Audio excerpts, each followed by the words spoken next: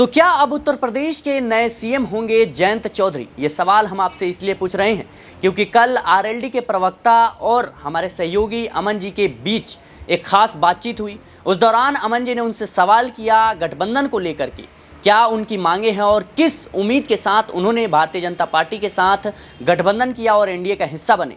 इस सवाल के जवाब में क्या कुछ कहते हुए नजर आते हैं आरएलडी के प्रवक्ता, जरा सुनिए। डिप्टी सीएम की बात करें या फिर कुछ और बड़े पद की बात करें, कैसे आप इस बात को देखते हैं?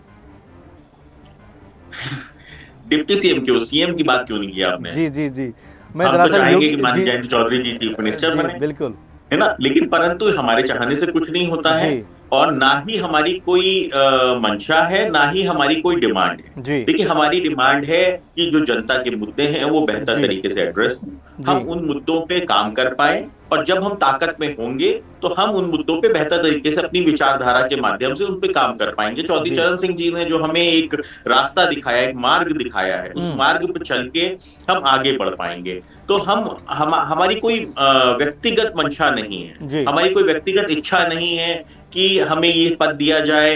लेकिन हाँ, ये जरूर है कि जब आप ताकत में होते हैं तो आप बेहतर तरीके से अपने लोगों का लिए कहीं ना कहीं काम कर पाते हैं। तो इसलिए मैंने जैसा कहा कि ये तो सुना आपने कि किस तरीके से अमन जी ने जब उनसे सवाल किया कि क्या जयंत चौधरी आने वाले समय में उत्तर प्रदेश के डिप्टी सीएम हो सकते हैं। इस पर साफ तौर पर कहते हैं आरएलडी के प्रवक्ता कि डिप्टी सीएम क्यों, सीएम भी तो हो सकते हैं। हालांकि इस बात को उन्होंने स्पष्ट किया कि यह हमारी मांग नहीं है, ये महज बातें हैं।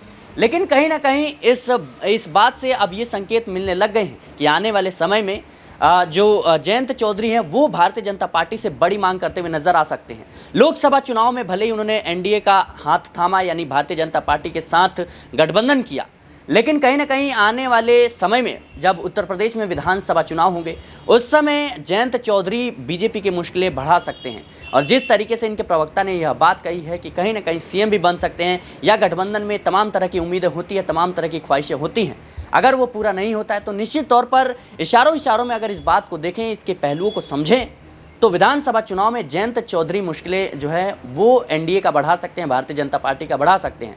लोकसभा चुनाव में आरएलडी और बीजेपी का गठबंधन है, एनडीए का हिस्सा है आरएलडी।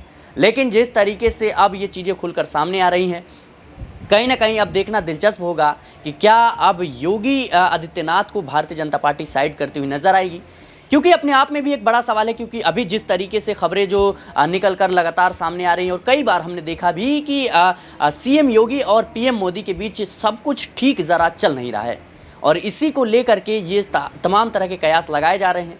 अब देखना दिलचस्प होगा कि उत्तर प्रदेश की राजनीति में क्या आरएलडी एक बड़ा उलटफेर करते हुए नजर आएगी। इंतजार कीजिए विधानसभा चुनाव का। फिलहाल के लिए इस खबर में इतना ही। देश और दुनिया की तमाम खबरों के लिए बने रहे नेक्स्ट 9 पॉलिटिकल बाइट के साथ।